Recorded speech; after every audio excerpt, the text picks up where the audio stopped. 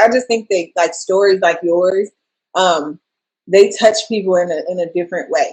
Because like I said, I can't. I know women have been in all facets of infertility and loss, and I can't myself. I can't say that I understand per se, but I do think that if I bring other women to my channel and maybe it can connect to somebody else that I can't connect to because I've never experienced that per se. Like I can empathize, I can say, oh my gosh, I feel for you, but I can't say that I've been there. So that was literally why I'm like, okay, I really want to have Kristen on. I think that first of all, like I said, you and God are besties. So like this is just like a good way to show people how God can bring you through some of the worst tragedies and still use it for his glory.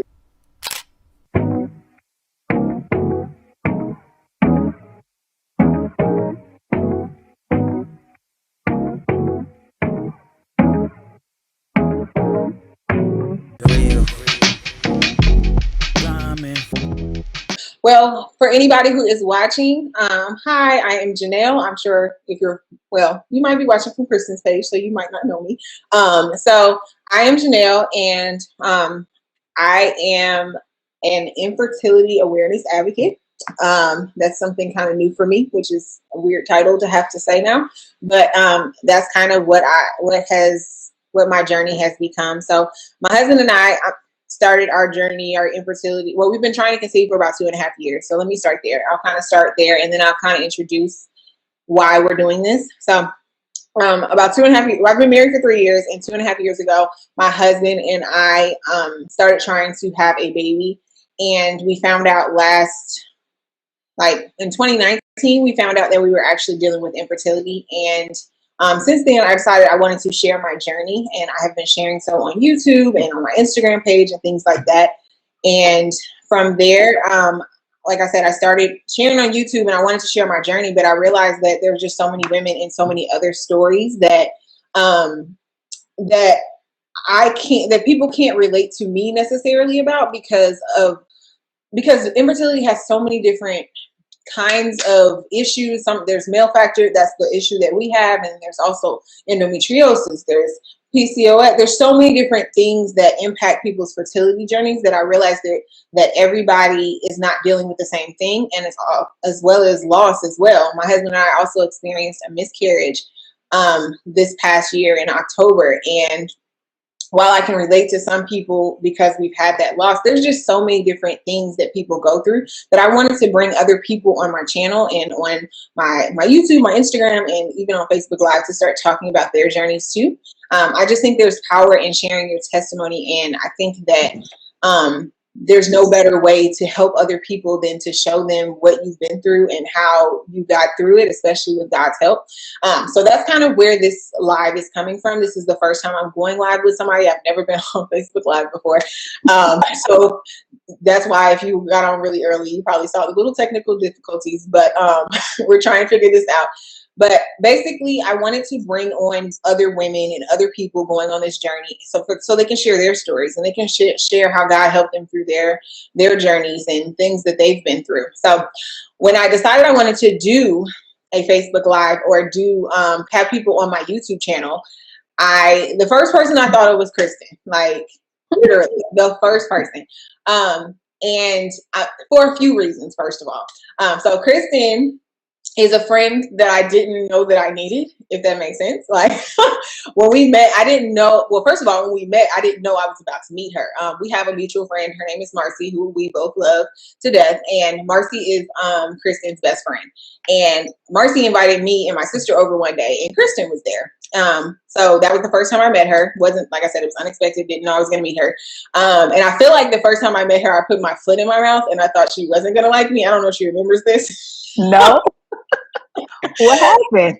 So we sat down. You were pregnant with Case, your son, and I was like, "Oh my God, is this your first baby?" And when you answered me, I was like, "Oh God, she's gonna hate me."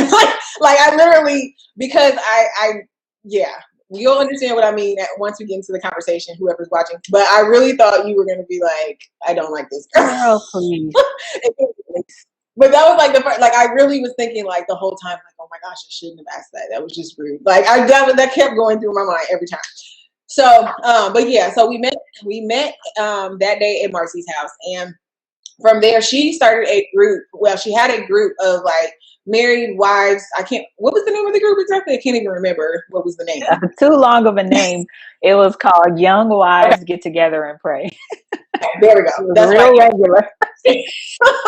so she invited me in this. Basically it was on Marco Polo and also in GroupMe, and we would just have conversations about different things, and then sometimes we like get on.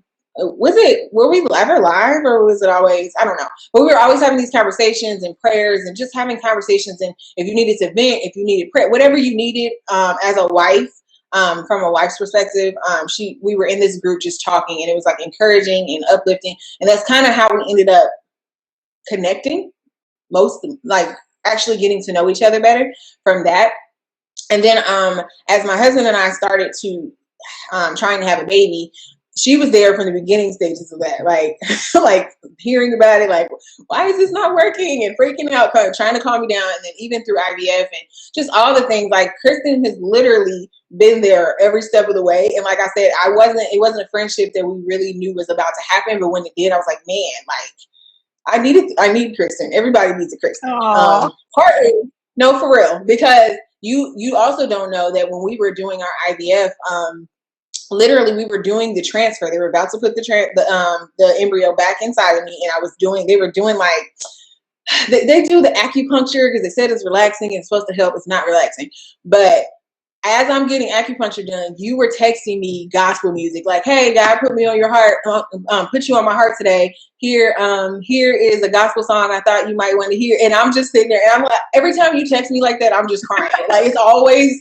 a moment where I'm just like, "Oh, okay, God," and you hear me, like I'm freaking out because I feel like it's always something happening, and then you'll say, "God told me to pray for you," or you always pop up in those moments. So that's why I say everybody needs a Christian, like seriously. And I really believe you got Jesus' text message, his phone number, and you can text him. That's literally how you are as a friend. So yeah, that's how I wanted to introduce you. You are a wife. You're a mom of 3. And you also have a podcast, Salt and Lit Podcast, which is awesome. Yes. I actually just watched all the YouTube. Like the other day, I watched all the YouTube podcasts the other day. Watch. Yes, all of them. And my husband was like, "Okay, like how many you got to watch?" And I'm like, "Shut up." Watching them all. So I watched all of them. Like you and your sister are hilarious. As I keep saying, I just want to be a part of the friend group because I love y'all. But anyway, so, and also you told me right before this, you said you are going to be launching something soon. So I want you, maybe you can share that a little bit about that if you want to, and then we'll get into the conversation. Okay. Well, first of all, thank you very much for asking me to do this with you. I do not take it lightly. And I think you obviously get Jesus' text messages too, because I feel like I'm definitely in a place where I'm finally ready to start sharing my story. I feel like this is only the second time publicly that I've shared it. So I just want to thank you for that opportunity. It means a lot to me. And it's my journey to healing. But so, yes, so we have the podcast with my sister, Yelly, and pretty soon, I'm just going to put it out there. I will be launching a life coaching business. Not right now, but I'll just say that and leave it at that. It's coming soon.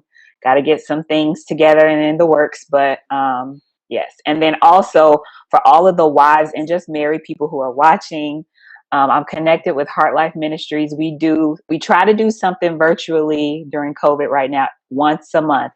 So follow me on Instagram or just friend me on Facebook and keep up with all of the events that we have coming up. That's it. We should have got Marcy to like put all the captions. Follow this page. Do this like while we're talking. She probably will anyway. She is. She's gonna be watching, or she is watching. I'm sure she's watching. She's always got our back. Yeah, she does. Okay, so first I wanted you to kind of share your story.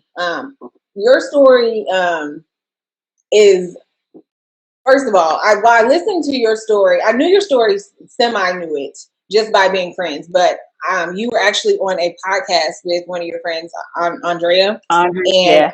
That's on. Oh, sorry, I'm saying too many wrong. But you did a podcast, you were on her podcast, and like that, it was when I actually heard more of your story, and that was what solidified. Oh, I really want her to come on my YouTube channel and tell her story, because your story is just is something that a lot of people can relate to, and well, I'm not gonna say relate to. A lot of people can identify with, and it was just such a touching story that I think that we should start there by you just kind of telling. Because you guys didn't necessarily struggle with infertility, but you did have an incredible loss, and I think that is that's a story that needs to be told more often, because a lot of times people go through things like that and they never talk about it, and they never get to hear how God brought somebody else through it or anything like that. So that's where I wanted to start. Okay. Sounds good. So, well, first I want to say, God has done a lot of healing with me and with my husband and just for my family. So I'm really okay to talk about it. And I just want to say that to all my friends and family and anybody who doesn't know me watching, that it's very liberating to be able to speak about how God has helped me overcome. And I haven't arrived at a place where I am like just never having a sad day or anything like that. But God is a keeper. I just want to start with that. So me and my husband, we got pregnant right before, well, we got pregnant when I was engaged, and we were both very excited. We ended up getting married really, really quickly after that.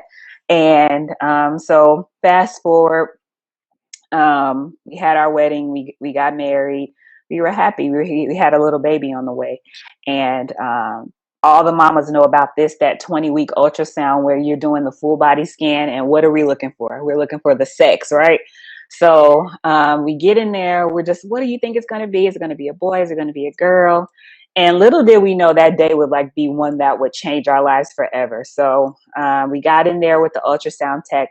She began to, measure and do all of this stuff. But she had this scowl on her face, like, just of confusion, of like just anguish. It was like, I'll never forget the look on this lady's face. And so I'm like asking her, like, is everything okay? Is it a boy or is it a girl? And she just is like, I'm gonna let the doctor come in and talk to you guys. And so the doctor ended up telling us it is a boy, but we're noticing some things with his heart. We're noticing some things with his lungs, with his back, with his spine, with his limbs, A, B, C, and D. They gave us all of these horrible prognoses, and we literally left feeling just confused and broken. And so immediately, my family, friends, loved ones, they did what they do best. They began to pray and encourage me, like, God's got you. We're going to be praying. Don't worry. He's going to be fine. Because basically they said that if he did live, he wouldn't live a healthy life. He would have all of these issues. And so they were like, they did ask me too, do you want to terminate the pregnancy? And I was like, this was not I didn't create this life. I'm not about to take it away. God created this life. And that was the sentiment I had. And so I've just carried as if everything was okay. And along the way, every single, and I want to pause there and just talk about, like, God answers prayers, even in the midst of our troubles, even in the midst of our tragedy. Because along the way, God was literally healing TJ from all of the things that they had said. His name was TJ. He was a junior, Terrence Dean Jr.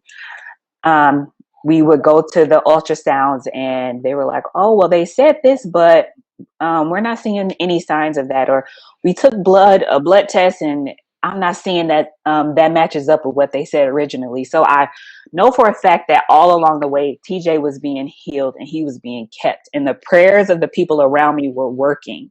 And the same with you, Janelle, like, just to kind of like pause for a second, like, I think about that with you too, like your journey, God was answering prayers along the way. Like, how many people do that first implantation and actually, a baby begins to grow, so God, I feel like he gives us little little pieces of his heart along the way even when we experience loss. But anyway, fast forward to one day, TJ was a very active baby. So I noticed one day that he wasn't moving in my stomach anymore. And I'm like, babe, I feel like the baby's not moving anymore. I haven't felt him move all evening. And so we decided that, and he was also a sleepy one. So we decided that, oh, maybe he's just sleeping. But first thing in the morning, we'll go to the hospital. So we ended up going to the hospital, and they did the ultrasound. There was no blood flow. There was no heartbeat. Gut wrenching. Like, okay, like just absolutely, absolutely tragic. So we begin to make our phone calls. We begin to let everybody know. The hardest part of the whole thing, and there were a lot of difficult parts, was the fact that I still had to be induced because I was 9 months by this time. I still had to be induced. I still had to give birth to him. I still had to deliver him. So I ended up getting the epidural. They gave me the Pitocin, which is what gets the labor going. And they probably gave me something else too. I always say, like, I felt high, but maybe I was just high in the clouds with Jesus. I don't know. But I was literally just in a daze. And Terrence was there. My mom was there. My family was there. I was very, very supported. I pushed him out. The first thing I saw was a head of black hair. And he came out. By this time, it was just his body. His soul and spirit had already gone up to be with God. And another thing I'll say is, like, during that time, God had given me such a peace to know that TJ is with me now. There was nothing like, I could feel the prayers of, like, oh, maybe he'll come out and he'll be breathing, and that has happened. God has worked miracles like that before, but God gave me such a sense of peace. And one prayer that I prayed when TJ was in my stomach, along with all the prayers of healing, was that, God, if my baby has to suffer here on earth, I would rather him be with you. And Terrence, my husband, even got mad at me for praying that, because they were telling me about all these surgeries he would have and what his life quality would be. And I was like, Lord, even if he's fully healed on the side of heaven with you, I would prefer that. And that sounds crazy, because most people just want their baby.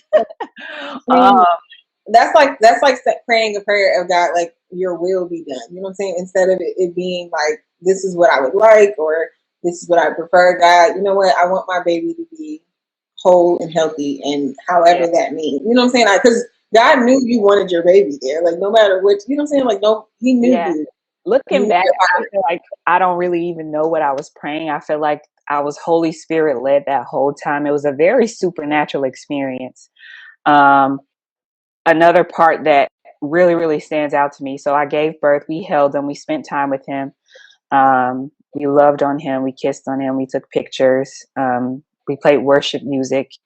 And although tragic, the presence of God was there, and God never left us. I really literally feel like heaven was in the room with us, and we felt the prayers of everyone. Of course, there were tears and our hearts were broken, but I think the real work began after. I definitely felt like when I left the hospital that I should have had my baby with, like, I felt like I just had a baby. Everything in my body was telling me that I should be taking care of a baby right now. Mm-hmm. And so I think that was one of the toughest parts to get through. But I'll round it out and say that God saw, he allowed me to go through that. He allowed me to experience that loss for the simple fact of whoever's listening to be able to tell you right now that whatever it is you're dealing with or going through, you can get past it. And also because he knew, like, daughter, hold on one second. I know that hurts. I'm going to use it for my glory, but I got something better. Not better, but I got something exciting for you. I got something that will bring fulfillment. And literally within a month, I was pregnant with my son, Case. And I now have 2 children, Case and Tula. They're 3 and 2. So I had them back to back. And God literally made a promise to me after that. and nobody can take that promise away from me. And he explained to me that I wouldn't have to feel heartbreak like that again, and that my kids would be healthy and strong going forward. And that does not mean that there won't be challenges and that does not mean that I didn't go through in my pregnancy where I'm like, is my baby going to make it? Is everything okay? I had my anxious moments. I had my moments where I was just like, okay, like looking around me at other pregnant people. I think Marcy, my best friend, was pregnant at the same time. I had a nervousness of what if her baby makes it and mine doesn't, because we were pregnant. Both of our children are 3, and I still went through all of that, but God kept like speaking to me with that promise. So yeah, so that's pretty much the full story. There's obviously way more details that you can ask or whatever comes to mind, and whatever questions are there. I don't think there are anything out, but for you guys, we are doing this on Facebook Live partly because we want people to be able to ask questions or to say anything to us. Of course, we're gonna keep the conversation between us, but of course, if you have any questions, please write them in the comment box, and we'll get to them probably towards the end. So I have never been through a loss to that magnitude. Like I can't even imagine. Like, I mean, I've had 2 miscarriages, but I don't like to compare losses because people experience them differently, people handle them differently. So I'm not trying to compare at all. I do say that, like I said, I've never been through a loss of that magnitude, but the loss that I just experienced, I was, like you said, God gave you a peace. I was like, at first I was pissed. I was mad at God.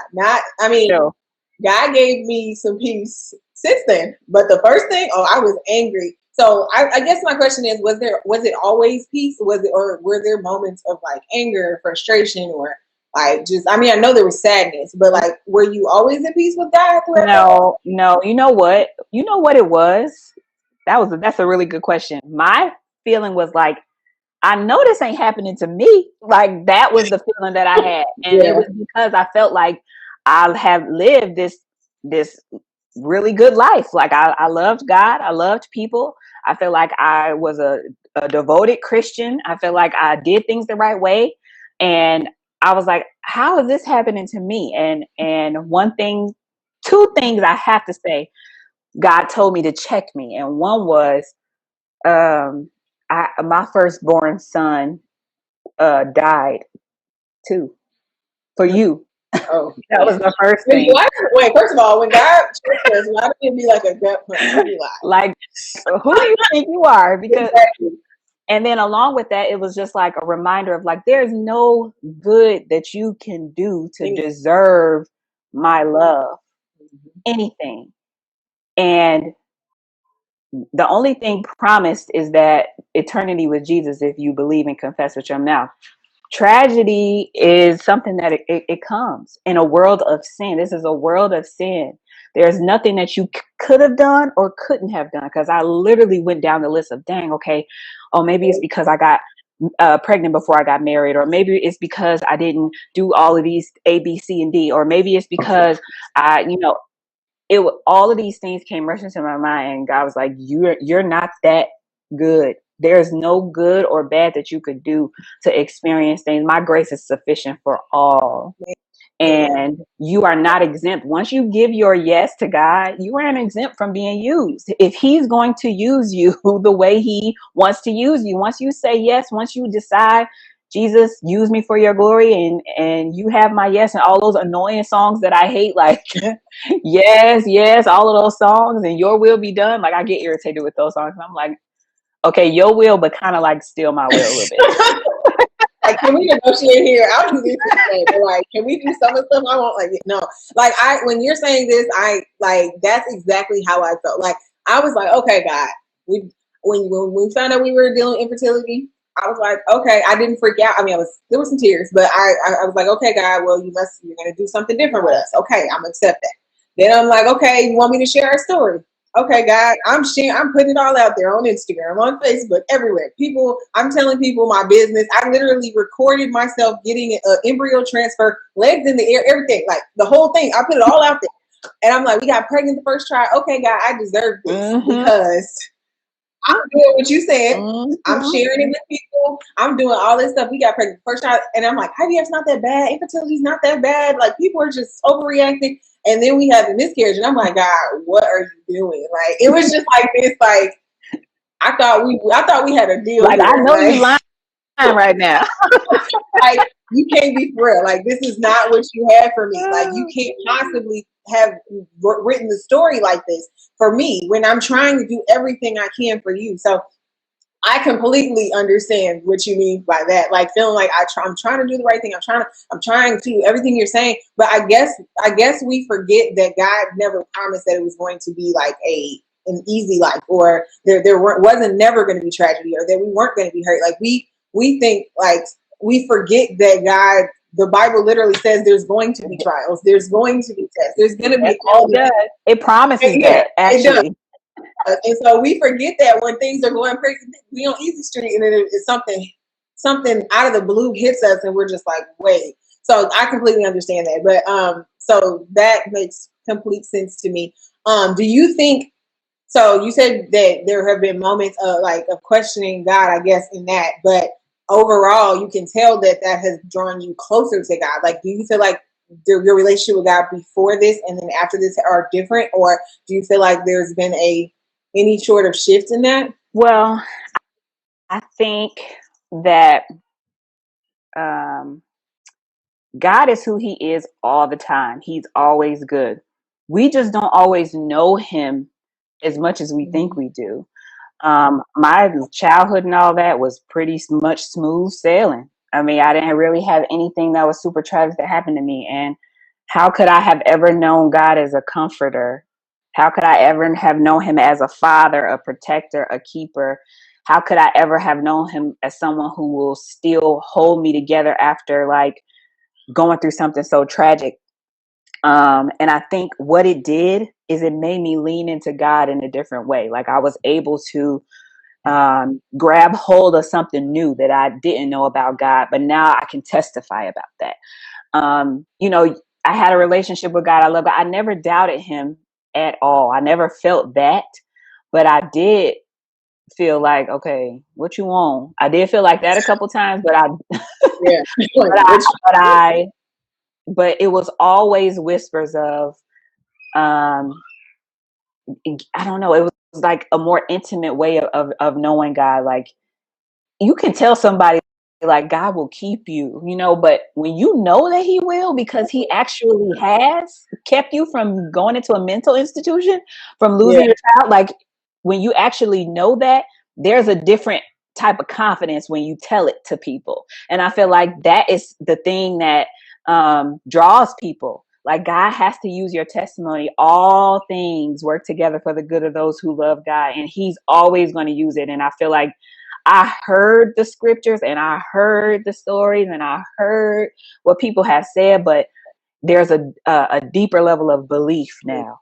And that sounds crazy coming from a tragedy, but I feel like that's the beauty of who God is. Like, he can reveal we never arrive in him. The mysteries are infinite.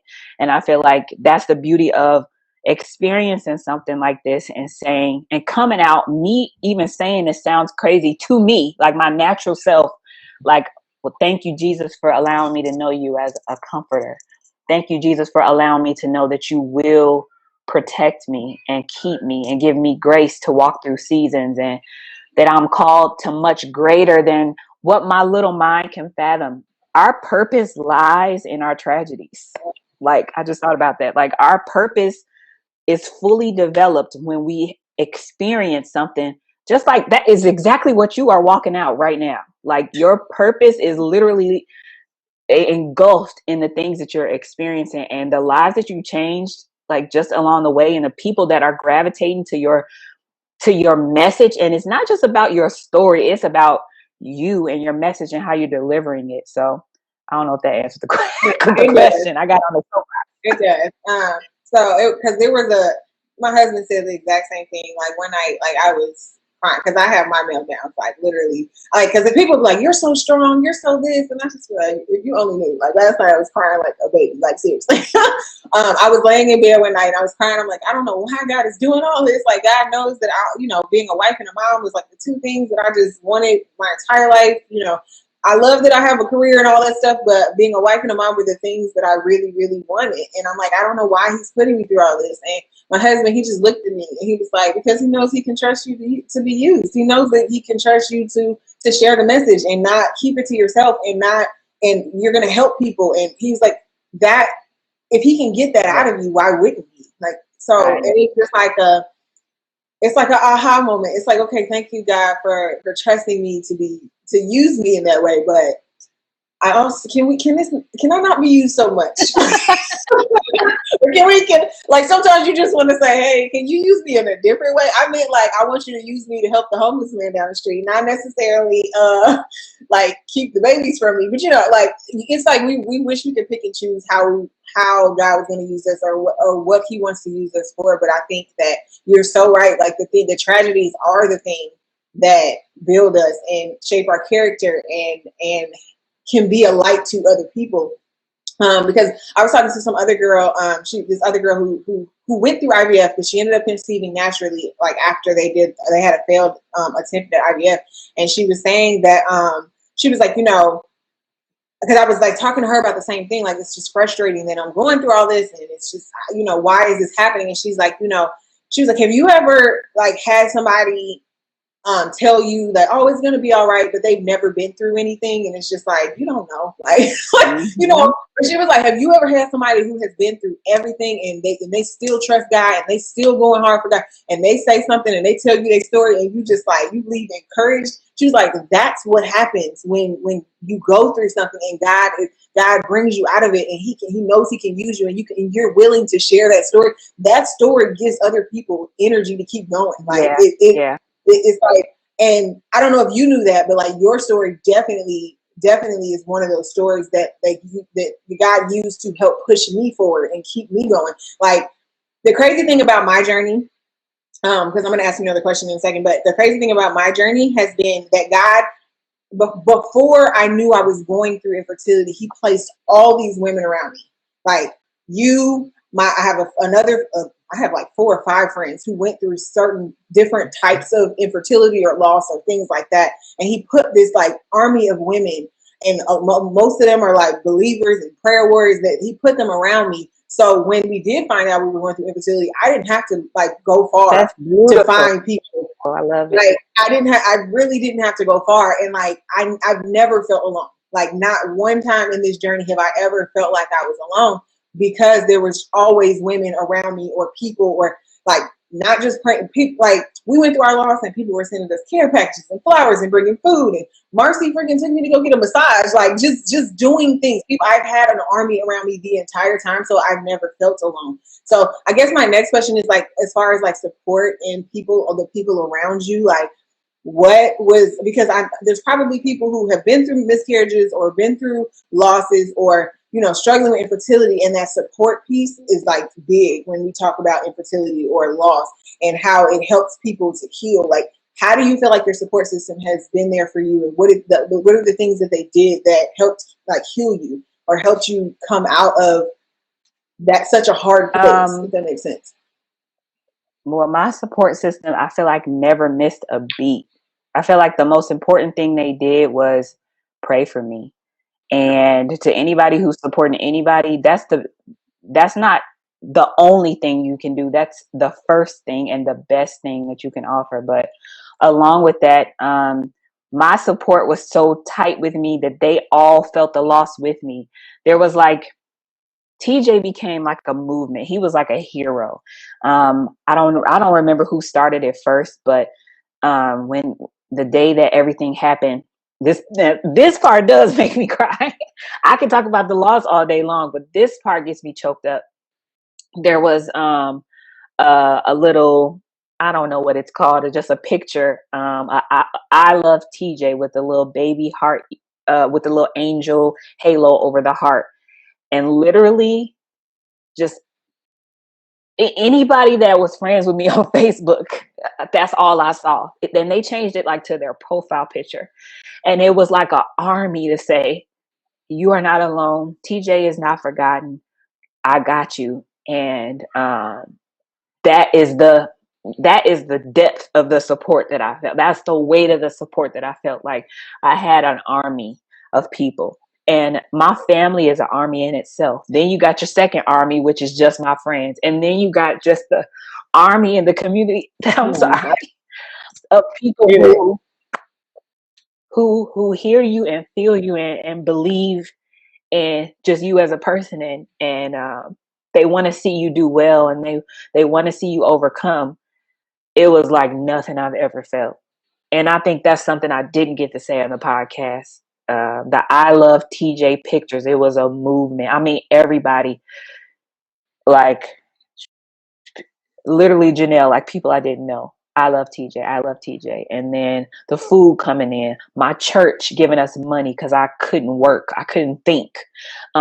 People just praying for me, sending me prayers. And then I think for people who don't have that, there's 100% a community out there for you. There's absolutely no way that anybody should feel alone right now, because we got Clubhouse, we got Instagram, we got all of these Facebook groups, we got YouTube where you can find people and connect with them. And God has set it up now. And I don't, internet people like to say that it's bad and all of that, but God has set it up to where community is a click of a button away. Don't be afraid to reach out for community. But yes, that's my answer. Yeah. I think that's one of the biggest things about why I wanted to like start sharing my story, because I like I said, I felt the same way you did. I felt like people just like the love where you could feel it. Like, I mean, people just in my DMs and sending me prayers and sending me just doing things that they didn't have to do. And I, like even people reaching out to me. I think when I text you what happened, I'll never forget your response. I was like, yeah, we lost the baby. You were like, I'm praying. You were like, I'm pissed, but I'm praying. And I was pissed with the girl. I was pissed. But like just the response, like people were like, when I saw that you guys lost the baby, because people were really rooting for us because we shared our story so publicly. People were rooting, like people were excited, like, and then people felt the loss with us. So it felt like everybody was disappointed, but everybody was praying for us. And that kind of support is so necessary. I think some people, when people have losses or are struggling with infertility or anything like that, some people feel like, well, I don't know what to say. I don't know what to do. And it's just make sure you know that person knows they're loved, and make sure they know that they're supported, and just do whatever you would want somebody to do for you if you were sad. You don't have to find the right words and the right prayer and the right this and the right, like, whatever you can do, just do it, because I guarantee that person, it's starting to heal that person. That person feels it.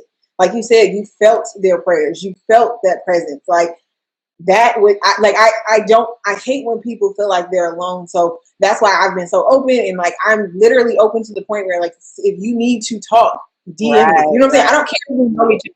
I don't care if you're a stranger. I don't care if we didn't like each other in high school, whatever. If you need support, I'm here.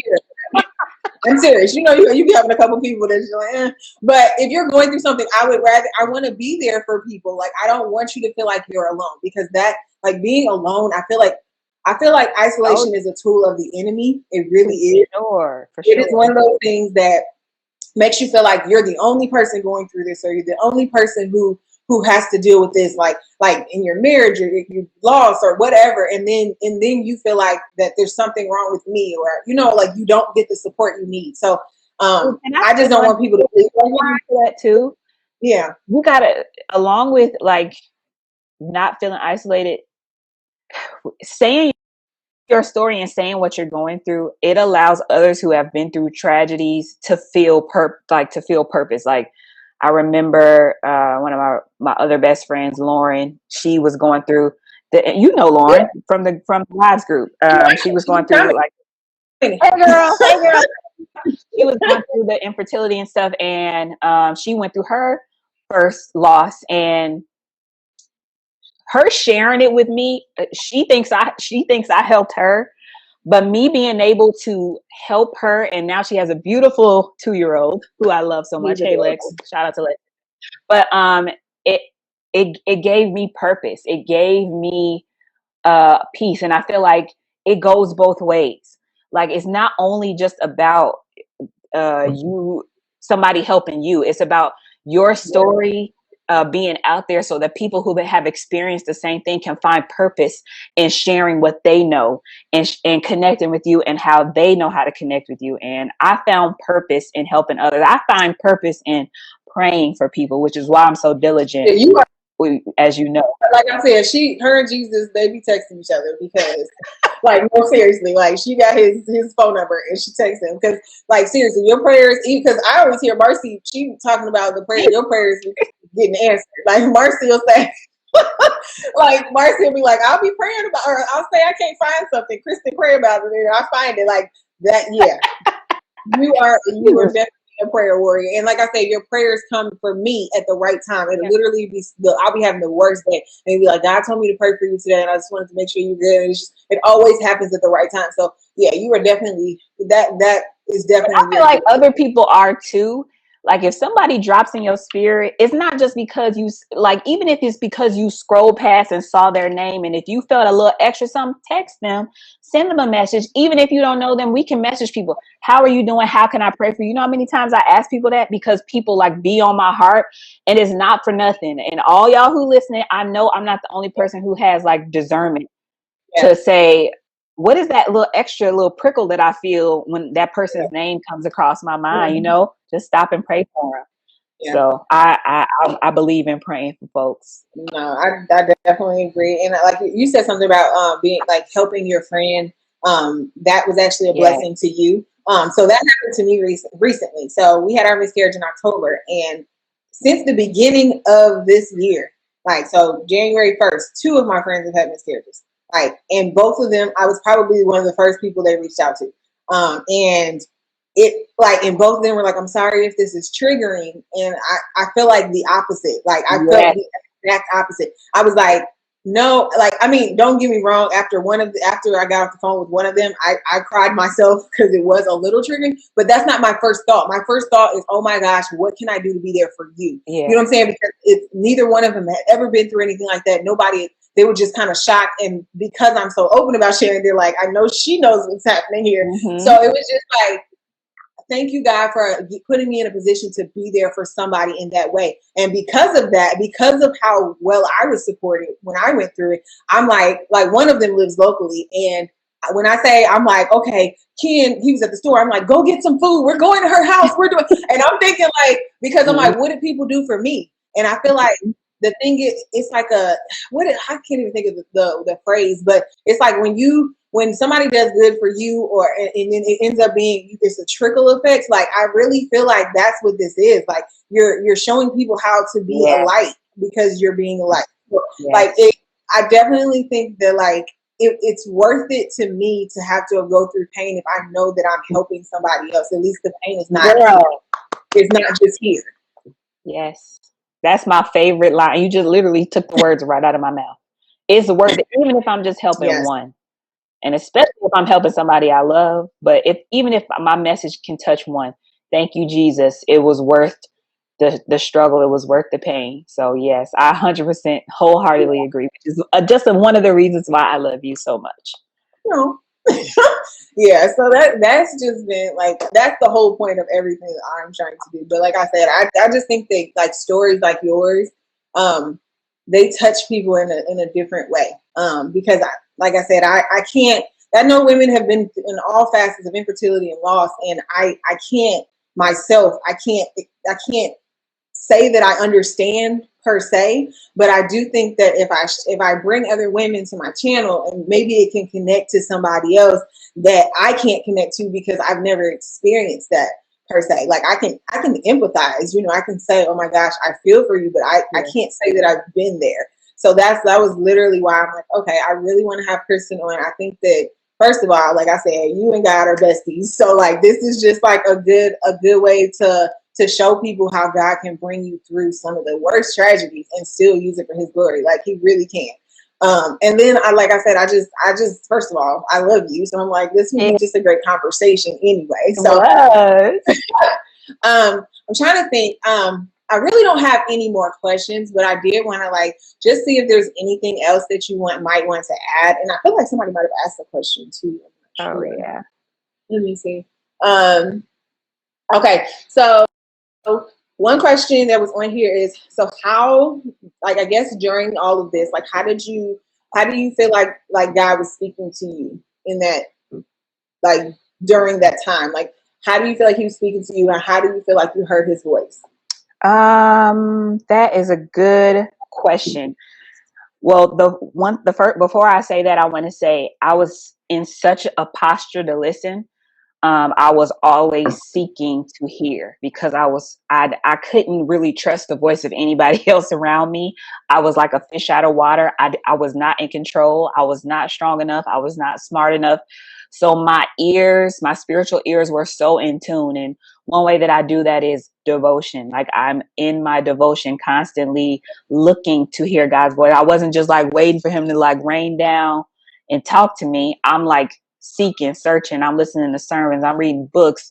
I engulfed myself in things that I know and places I knew God would be, and he would speak to me. And then I feel like most of the time when God speaks, sometimes a few times in my life I've heard the audible voice of God.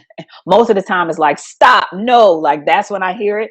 Like I literally hear no. But in most of the time it comes to me in my thoughts, like a thought I know I could not have made up or think of, and in my dreams. And one of the dreams I had was about a baby with curly hair and big fat cheeks, like literally right after I lost TJ. I dreamt that, and it was one of the ways God promised, like, it's soon. I got you. Don't worry. Keep going.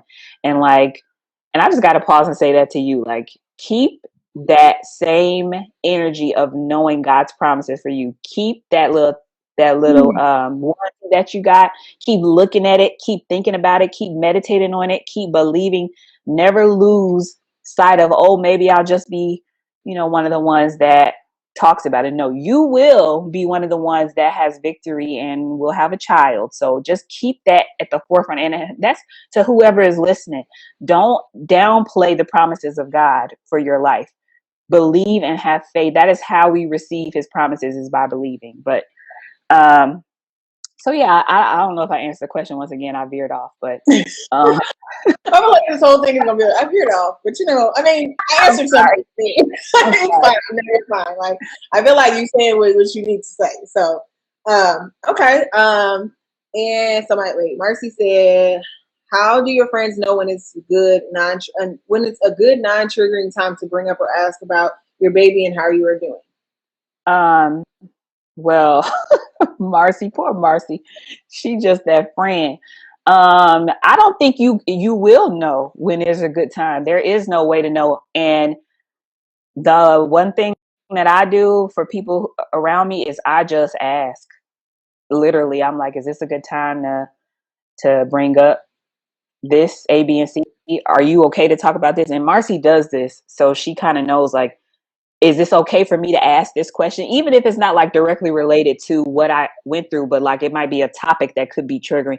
Is it okay for me to tell this story? And you literally just ask them. They're still your regular friend. They're not an alien now from a different planet because they've gone through something. You know what I'm saying? Just ask them how you normally would. And that's not as easy for everybody, but that would be, and that's why we got text messages, because you could text look, I don't, is this a good time, or are you feeling sensitive right now? Like, depending on your relationship with your friend. So, and she's real good at that. Yeah, I feel like, I do feel like she does know the answer, but I think that was a good question to ask. Right. That is good. I think that people tiptoe around it, or they like, it's either like, it seems like in the beginnings, like right when things first happen, people are constantly checking and they constantly, say things. But I think after a while they kind of like back off of it. Like I don't want to bring it up or say this. But I also think that people should keep in mind that sometimes you actually do want to talk about this. Like you actually want to you want to acknowledge. And I mean, for me, I didn't know the sex of our baby. I didn't know, like, we didn't name our child, and it wasn't to that extent. But at the same time, like, I want you to acknowledge that I was pregnant. Like, I don't want you to acknowledge, like, I don't want it to be like, oh, she just don't have kids. Like, yeah, I don't have living children. No, I don't. But like, this was a baby. And if I bring it up, I hope that my friends can understand that sometimes I do need to talk about that. And the same way with you, I kept telling myself today, because I always see Case and Tula. I kept telling myself today, remember, she has 3 kids, like three. There's 3. It's not 2. It's not 2. And to acknowledge that, because I think that's important. Like, you don't want to forget. You don't want them to feel like, man, that just wasn't real to other people. Yeah, you may not physically see the child, but you do have a baby. They're in heaven. Like, they're still here. So, like, I think that's an important thing. Like, and continuing to check on that person, even because I'm honestly, I feel like I haven't really been sharing this with people, but every holiday since the miscarriage has been like awful to me, like including Valentine's Day.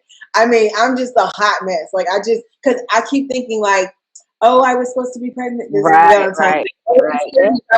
So just continuing to check on that person and continuing to say, are you good? How are you doing today? Not, you don't have to say, are you saying yours today? No, like, just how are you? Like, I was thinking about you, like, because I honestly, I hate to say it, but I just feel like this Mother's Day is going to be very hard. So like, I'm just already kind of mentally preparing. So like, just continuing to check on people and continuing to reach out, and I mean, in those situations, like, I've kind of already pre-warned my husband, like, I expect a Mother's Day gift. Like, I do. Like, I don't care. So like, just acknowledging that this happened, and so and sometimes you have to just tell people, like, I remember I made it on my, people were like, happy first Mother's Day. I was like, actually, this is my second Mother's Day, but thank you, and it's not in a rude way or anything, but I think too, it's okay for the days to not be good sometimes. Like, people, because they love us, they want us to be better immediately. They want us to feel better. They don't want us to have a bad day because it's a holiday, but it's like, this is a part of the process. Yeah. Lean into that pain, lean into that hurt, lean into that feeling, because when God restores, and he always does, I don't care what you're going through, he always restores. There will always be a rainbow after the storm. Yeah. You'll remember, and let yourself feel. That's what I tell people too. Let yourself feel. This hurts. My heart hurts. It's Mother's Day and my baby's in heaven with you, Lord.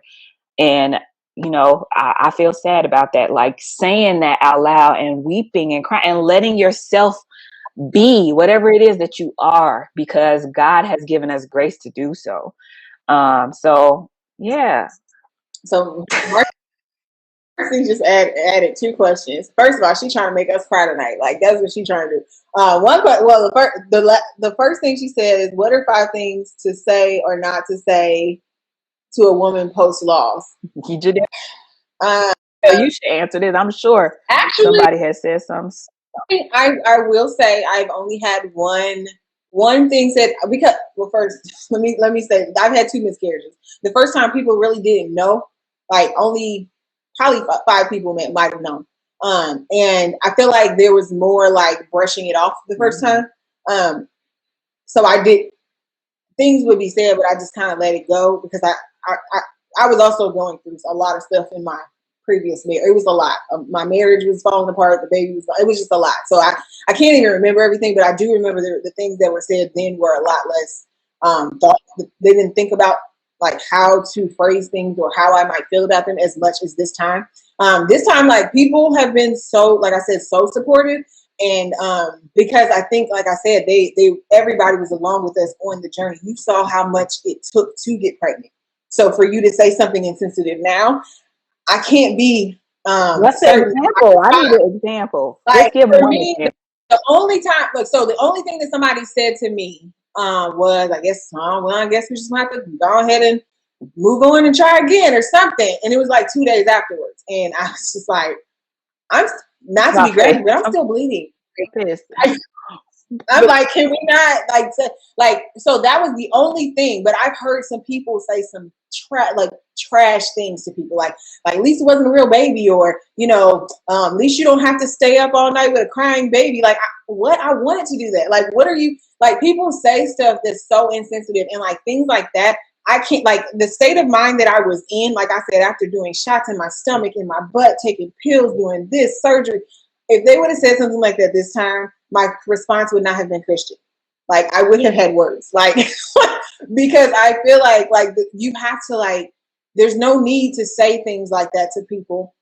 If you don't know what to say, then I'd rather you just say nothing. Like, I just, like, so for me, like, saying things like that's not acknowledging the fact that I just had a loss, like this wasn't a real thing, like I wasn't excited, like I haven't been dreaming about this for 32 years. Like, for you to like lessen that, I don't even know what your point of doing that is, but if that's like maybe to make me feel like, oh well, at least you weren't like full term or something, and it's like it's just like I don't know why they do that. Why you say things so saying anything that's insensitive or that's not going to help the situation, or even the other thing is to tell people, well, don't cry, don't be sad, like you said, like to like make me not feel how I feel. I think that just acknowledging how I feel is part of it. Like, you're supposed to, I should be sad. Like, this is not, if somebody's happy in this, wouldn't that be a little weird? Like, don't you expect somebody to grieve in that situation? So I guess those are the things that I don't like. And people are going through that. Nobody said nothing to me. I can't, and if they did, I cannot remember. But I know they probably, my personality is not one. If you say anything to me, I don't care what day it is or what it's about, just be prepared for the truth and nothing but the truth, when I say it back. And I would say that to anybody. If you don't know what to say, just be quiet and send up a prayer. Send up a prayer. Yeah. That's all you can do. And if you're unsure or even have an inkling that what I'm about to say might be dumb, just don't say it. And that is just a fact. Like, you don't have to, some people just got to be in it. They just got to feel like they, okay. Yeah. That kind of thing. Yeah. It's frustrating. And I get it though. Like, I understand some people really just don't know. That is true. But if you don't know, that's fine. If you come across the person on the wrong day though, you might learn in a way you might not want to, because it's hard. Like, I know some people saying like, oh, well, if they don't know, you got to kind of understand. I get that, but you have to understand that if I'm in an emotional state right now, I can't think for you and think for me and guard my mouth, and like, it's just too much for me right now. So if you say something that offends that person, I would say that you're human. Don't like take it out on, like, don't like beat yourself up for it. But whatever response you get, don't be so offended with what they say back to you. Like, you have to put yourself in their situation. Like, if somebody just lost their mom and somebody said something insensitive around them and they lashed out, are you mad at, like, are you really going to be offended because of their response in an emotional state? Or are you going to say, hey, all right, maybe I should have said that, and maybe I learned from this? Like, try not to be offended, because that person's probably not speaking out of how they feel about you. They're speaking out of their hurt. You know what I'm saying? Like, so that would be my thing. Like, so I'm not saying you're going to be perfect and say all the right things, but don't be offended if they say something and it comes out like slick or like. Well, I feel like that's you just. Too, that's what your platform is for. That is exactly what you're doing, is creating a place for people to learn. And there's like a laundry list of things that you should not say. But I feel like if you're unsure or if you're not 100% confident about it, then you probably shouldn't say it. Less is more. That's truly what I feel. But I'm thankful that there's a place now for people to learn.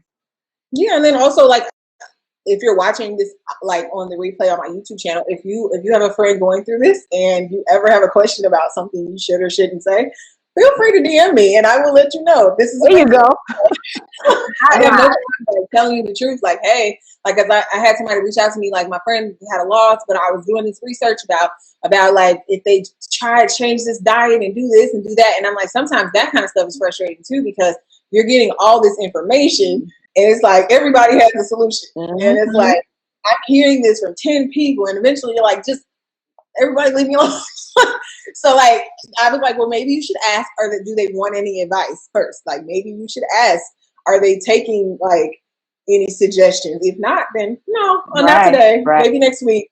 Right. Give them the option to like, hey, do you mind if I say this to you, or do you mind if I share something with you? If they say no, then don't be offended. Just like, okay, thanks, that's fine. Like, give them the opportunity to answer whether or not they want this from you or not. Agreed, 100%. Are there times that you reach out and tell people that you love? Wait, I'm sorry, I can't read today. Are there times that you reach out and tell the people that love you that you need to talk? That's the next question. I think it is important to have your one or two safe places where you can talk. You know, people who will either allow you to be in the space that you're in, or they will help like pull you out a little bit if you need that. But I think not everybody, but I do think it. You know, I of course have my few that I know that I can talk to and go to, and I feel like that just in every aspect of your life. You gotta have your lifelines. Yeah. Don't hold it in. Don't cry alone if you don't have to. And you're never alone because God is with you, but He literally made us to want to be in relationship with people. Yep. That's why we are here with billions of other people, because we are designed to need each other. So I say have your lifelines, and sometimes a lifeline is not somebody that you're close to. You know, sometimes you need it to be somebody who's a little bit removed, so you don't have the pressures of weighing, you know, your close circle down. So I think that there's different lifelines for different areas of your life too. Sometimes, like there's people in my life who I will call about different things. You know what I'm saying? Like I might be close to you about this, but I might not be talking to you about this. And like, it just depends on who you are. I don't per se reach out and say, hey, I need to talk. If I need to talk, I'm probably just calling you in tears. And then it's like I'm just already like, I'm not asking you. I'm saying you need to answer the phone. Like there's a few people like that in my life. And then there's other people that I don't feel like less close to you, but I just know that in times of like crisis or I'm having a meltdown, I might not call you. I'm gonna tell you later, but you're not the person I'm gonna come to help like calm me down and bring me back and like.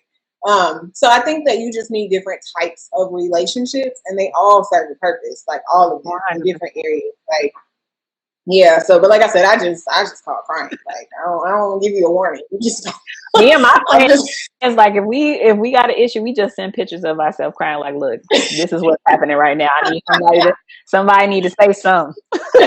Somebody, one of y'all, say something. You see me? Like, y'all really take a picture 100%. Like. I'm not even like that wasn't even a joke. They're on here watching. Give me an amen if you know. I know who y'all are. Yeah, I definitely like. I just FaceTime you out of nowhere, and if you don't answer, I will FaceTime you again and tell you I need you to answer like now. She said, "Don't, Kristen, don't admit it." Oh man! I don't know if you have any more questions. Well, the reason I said Marcy trying to make us cry. She said, Janelle, no, we don't be taking it. Yeah, she already told on y'all. Yes, she do. Just admit it. All right, she already told on y'all.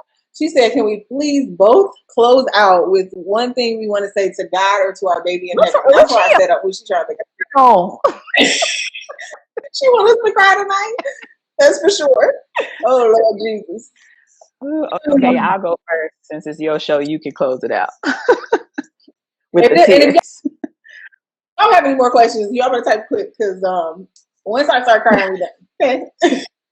I'll have a message for God, and I talk to God every day, but I would say to God, just thank you for trusting me enough to use me to carry such an amazing baby who would change the trajectory of so many lives. And to TJ, I would just say, you are my hero, baby. He came, he was only here in utero for 9 months, but during that time, he literally changed my life. I am not the same. I will never be the same. He is a hero of me and Terrence's marriage. He is a hero of relationships in my families. He is a hero of healing, stuff I didn't even know I need healing from.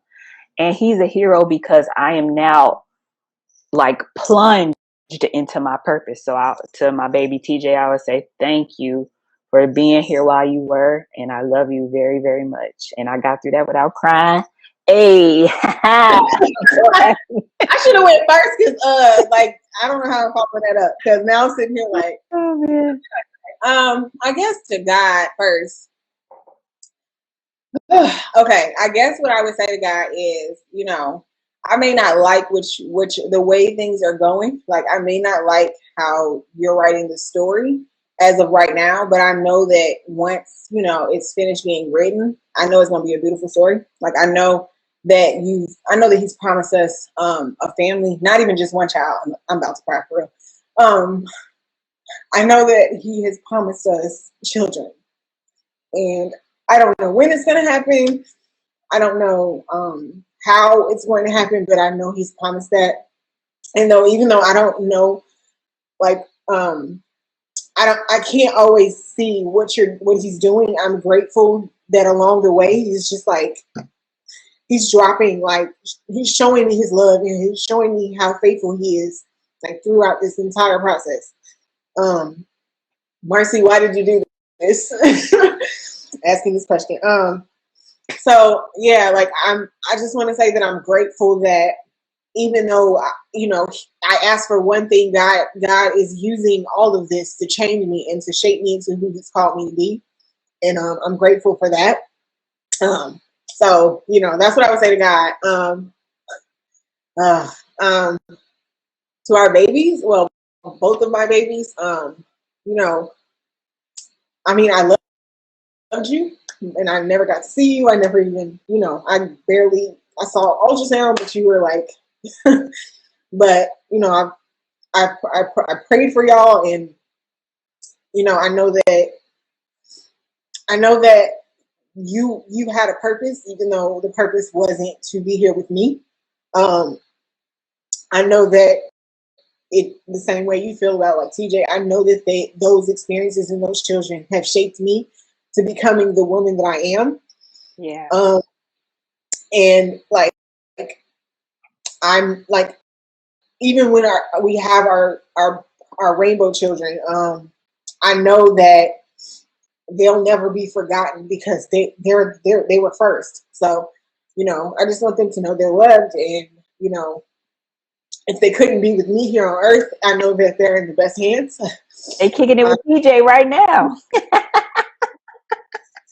Oh, Marcy, we gonna fight. I just want to say that. Like, but yeah, I guess that's what I would say. That was beautiful. That was beautiful. All right, did my makeup, crying it off. At least you were a pretty crier. That's why I had to really hold back. No. This was the pretty cry. Like, this is like the you're on camera. Like, don't be snot nose crying on camera. Okay. Get going. It gets ugly. Yeah. Them pictures don't be cute that I seen. I'm gonna y'all gonna have to send me one of these pictures, like, so I can see that y'all really be sending each other content. Like, that's hilarious. Oh man. Well, thank you so much, Janelle. You're awesome. Thank you for being my first special guest. I'm excited. Like, I'm definitely gonna be doing this again. I have a list of like 11 women that I want to come on here with me. I haven't asked them all. A couple might be watching. If I know you went through any type of infertility or loss, I am thinking of you. But I'm completely understanding if they don't want to come on. But this was definitely the best way to start this off. Like, I think that God told me the right person to start with. Oh, thank you. I appreciate that. And I can't wait to see the others. I'm so excited. Well, thank you. Love you. And thank you guys for watching. Bye, everybody. Bye.